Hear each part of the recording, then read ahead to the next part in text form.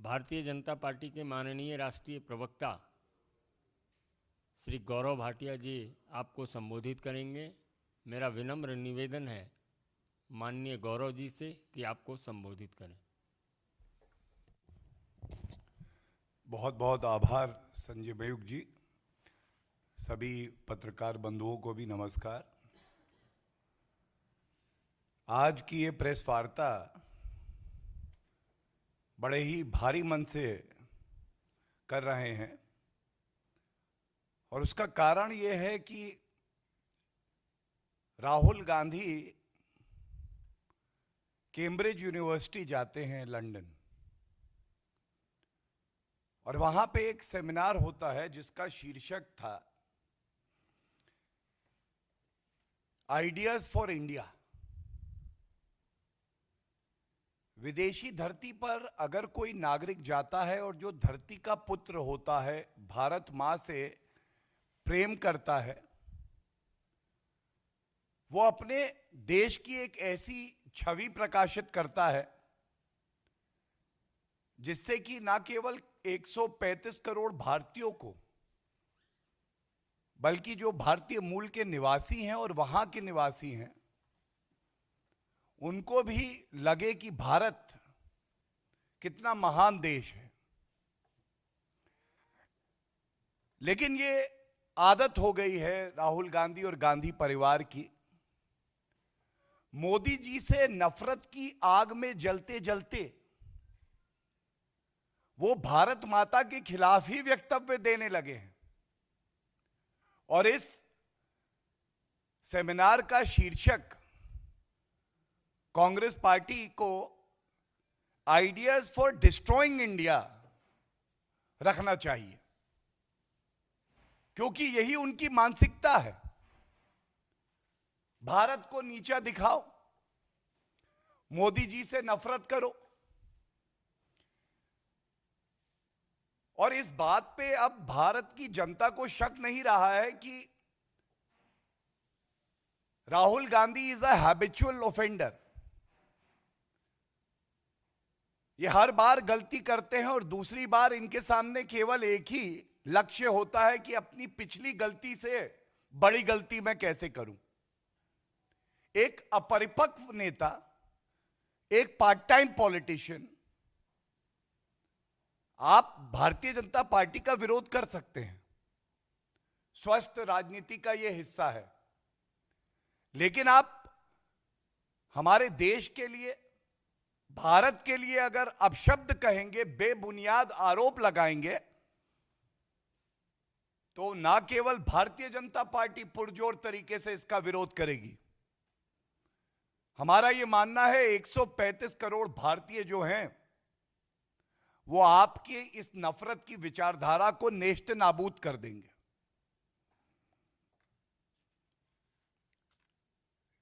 यह भी एक सवाल आता है कि क्या यह संयोग है या प्रयोग है। एक हताश कांग्रेस और उसके एक विफल नेता राहुल गांधी जब भी विदेशी धरती पर जाते हैं, चाहे वो लंदन हो, बर्कली अमेरिका में हो, सिंगापुर हो, उनके वक्तव्य कहीं ना कहीं ये दर्शाते हैं कि आज की कांग्रेस पार्टी 84 से लेके अब तक जो मिट्टी का तेल हाथ में लेके चलती है ना, मुझे दिखाओ चिंगारी, मैं डालूंगा मिट्टी का तेल, वो मिट्टी का तेल बुझा नहीं है। आग लगी रहे देश में, सौहार्द बिगड़ा रहे, एक प्रगतिशील मजबूत भारत श्री नरेंद्र मोदी जी के नेतृत्व में कैसे बन रहा है। और सबसे पहले मैं शुरुआत करूंगा, ये मिट्टी का तेल, राहुल गांधी कहते हैं कि बीजेपी ने देश में मिट्टी का तेल छिड़का है। नहीं राहुल गांधी जी, मिट्टी का तेल तो कांग्रेस पार्टी छिड़कती है। और बड़ी जिम्मेदारी से मैं कहता हूं, 1984 का जो नरसंहार हुआ, जो कांग्रेस पार्टी के नेताओं ने कत्लेआम करवाया, उस मिट्टी के तेल को डालने वाले कांग्रेस पार्टी के ही नेता थे। और ये ट्वीट अधीर रंजन चौधरी जी के ट्विटर हैंडल से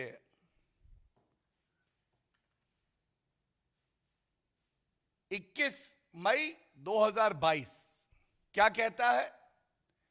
राजीव गांधी की तस्वीर दिखा के, when a big tree falls the earth shakes.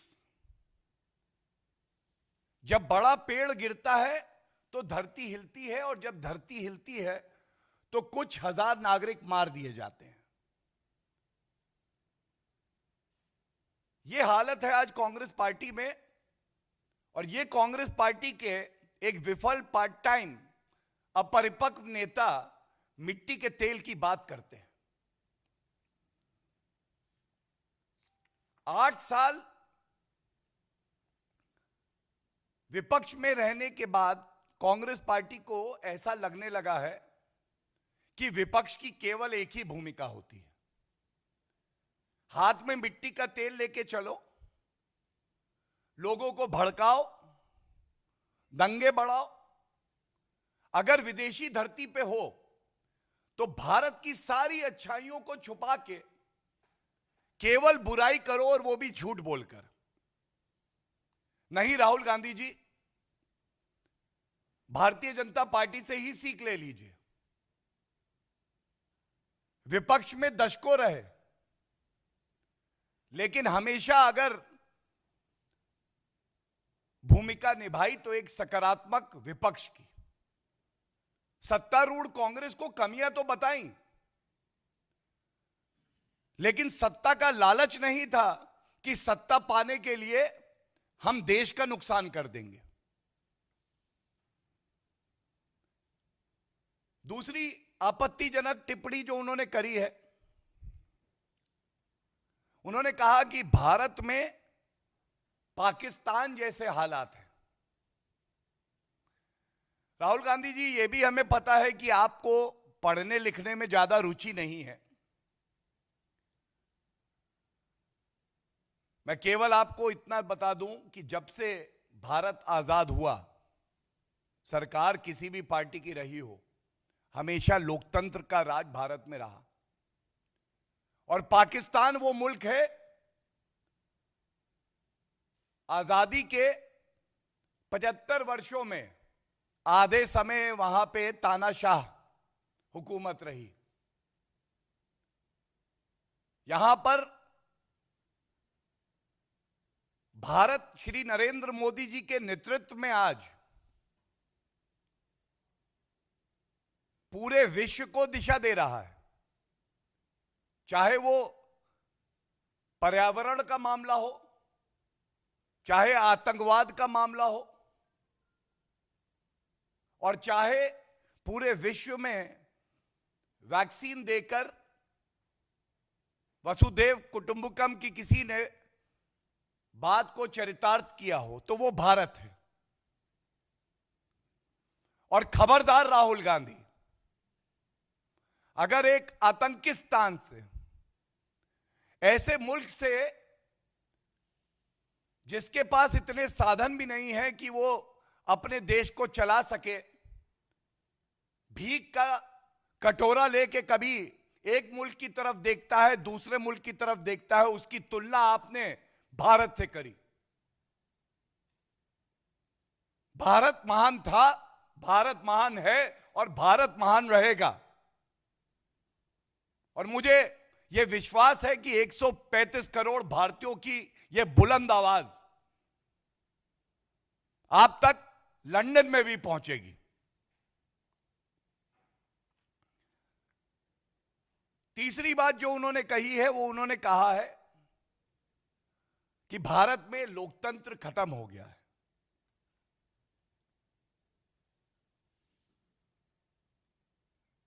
Bharat के इतिहास में अगर काला अध्याय कोई है तो वो आपातकाल है,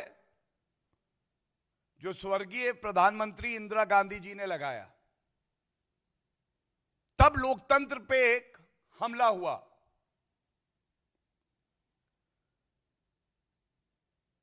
और ये कैसी कांग्रेस पार्टी है, ये कैसा गांधी परिवार है जिसको विश्वास नहीं सर्वोच्च न्यायालय में, जिसको विश्वास नहीं इलेक्शन कमीशन ऑफ इंडिया में, जिसको विश्वास नहीं है प्रधानमंत्री के उच्च पद पर, जिसको लोकतंत्र के चौथे स्तंभ मीडिया पे विश्वास नहीं है, जिसको ईवीएम पे विश्वास नहीं है, और यह कहना गलत नहीं होगा कि जिसको जनता पे भी विश्वास नहीं है। यह कैसी कांग्रेस है? अभी 2 महीने पहले उत्तर प्रदेश का ही उदाहरण दे दे, एक ऐतिहासिक जीत भारतीय जनता पार्टी ने दर्ज करी। कांग्रेस पार्टी के 399 प्रत्याशी थे, 387 की जमानत जब्त हो गई। राहुल गांधी जी, आप देश के यशस्वी आदरणीय प्रधानमंत्री जी से नफरत करते हैं, यह जग जाहिर है, लेकिन खबरदार, अगर आपने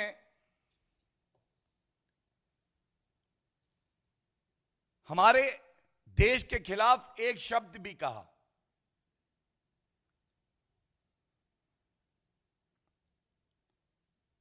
एक बात और कहूंगा और बड़े भारी मन से हम ये आपके समक्ष रखेंगे।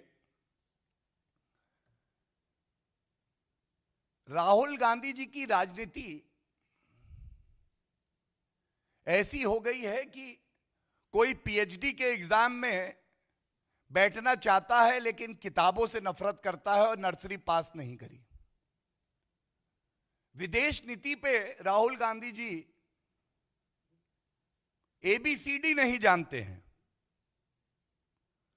और वो इस तरह के अनर्गल बयान देते हैं। राहुल गांधी जी कहते हैं कि लद्दाख में हालात यूक्रेन जैसे हैं।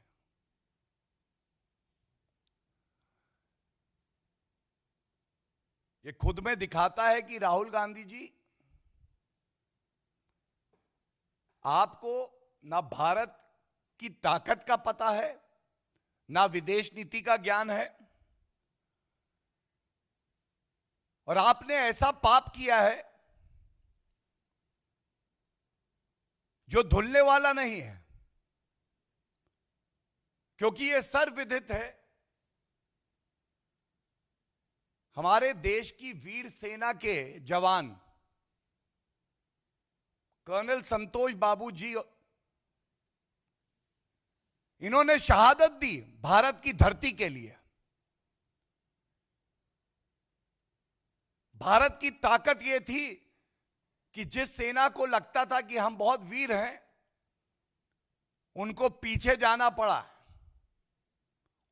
उनको समझ में आया कि भारत के शूरवीर क्या हैं, लेकिन उनका भी अपमान राहुल गांधी करते हैं और लद्दाख की तुलना वो यूक्रेन से कर देते हैं।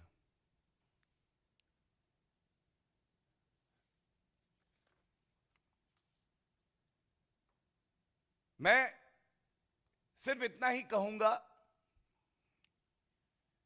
कि आज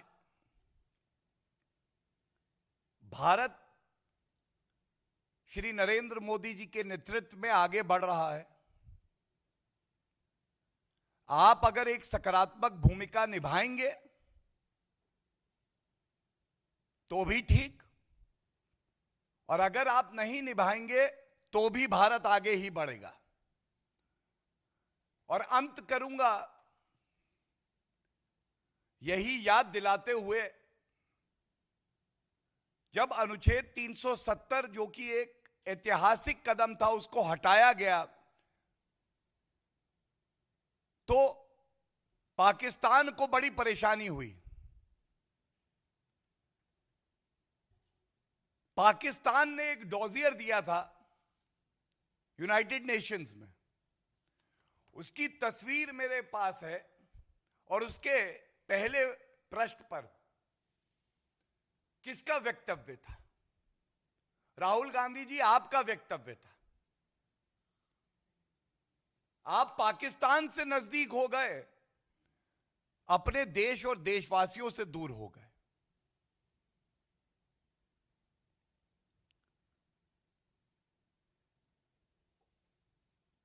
इस प्रेस वार्ता का अंत यही कह के करेंगे, पूरे विश्व को आज पता है 195 करोड़ टीके, सुरक्षा कवच अगर भारतीयों को लगे हैं तो वो हमारे देश की महानता है। कोविड की महामारी में कितने बड़े देश जो अपने आप को मजबूत समझते थे, कमजोर हो गए और भारत और मजबूत होकर निकला। 80 करोड़ भारतीयों को अन्न देना कि कोई भूखा ना सोए, इसकी चर्चा अगर आप राहुल गांधी जी विदेश में करते तो अच्छा होता। 11 करोड़ गैस सिलेंडर महिलाओं को देना, 11 करोड़ शौचालय बनना।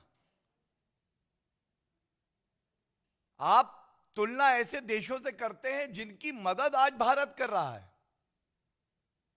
नफरत का मोतियाबिंद अगर किसी को हुआ है तो वो राहुल गांधी हैं, और बड़े भारी मन से हम कहते हैं, ठीक है आप विपक्ष में हैं, विपक्ष का मतलब ये कतई नहीं है कि आप नफरत की आंधी में भारत को नुकसान पहुंचाएं। धन्यवाद।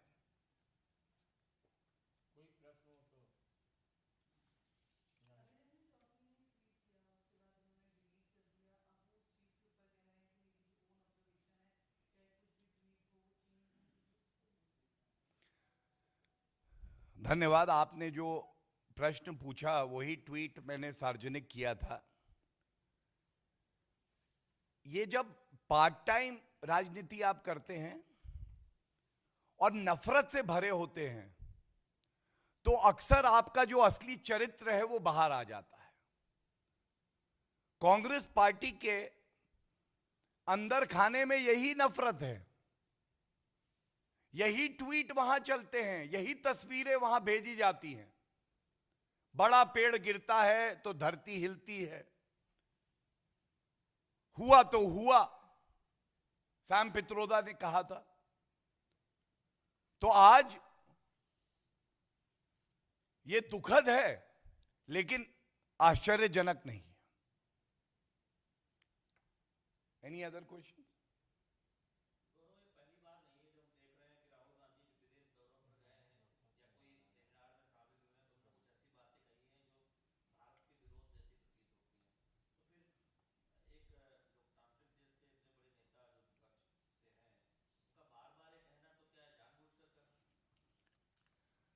मैंने कहा कि अपरिपक्व हैं, पार्ट टाइम हैं, नासमझ हैं, ये देश की जनता जानती है। लेकिन ऐसे वक्तव्य जब बार बार आने लगे तो ये कहना गलत नहीं होगा, और बड़ी जिम्मेदारी से कह रहा हूं, ये देश के साथ गद्दारी है। आपको सत्ता का सुख भोगना है, उसके लिए अगर आपको देश का नुकसान करना पड़े तो गांधी परिवार कर सकता है, ये इस बात का प्रतीक है। लेकिन जैसा मैंने पहले भी कहा, ये देश महान था, महान है और महान रहेगा। अगर 1 लाख राहुल गांधी जैसे नासमझ नेता नफरत रख के आएंगे तो भी इस देश के पास ये ताकत है कि उनको नेस्त नाबूद कर देगा। बहुत बहुत धन्यवाद। Thank you everyone.